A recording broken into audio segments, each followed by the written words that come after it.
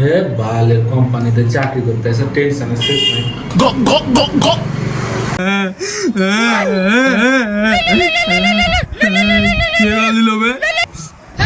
Hello, হ্যাঁ hello, আমি সিম company থেকে সায়েম বলছি। আপনার সিমে রিচার্জ শেষ হয়ে গেছে। এটা আমার সিম লয়, যার সিম সে আর বেচা নাই। ও সরি স্যার, সরি, আমার ভুল হয়ে গেছে। সরি সরি কেন কইলি? এ কালু আর খুলে পেলেছি। আরে স্যার, খারাপ লাগলো বলে সরি কোনো। তুই কি করে জানলি ওর রিচার্জ শেষ হয়ে গেছে? তুই আর নাম্বার কোনটা পেলি? কারণ স্যার আমি কোম্পানি থেকে কথা বলছি।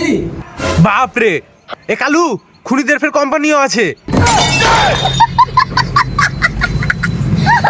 আবে খুনি নয় আমি তো, যে মারা গেছে না ওই যে কোম্পানি সিম ব্যবহার করতো, ওই কোম্পানি থেকে কথা বলছি আমি। তো তোর কে কোম্পানি সিম এর কাছে কি করে এলো? তুই আগে চিনিস কবে থেকে? কি করে মেরেছিস? কত টাকা লে মেরেছিস?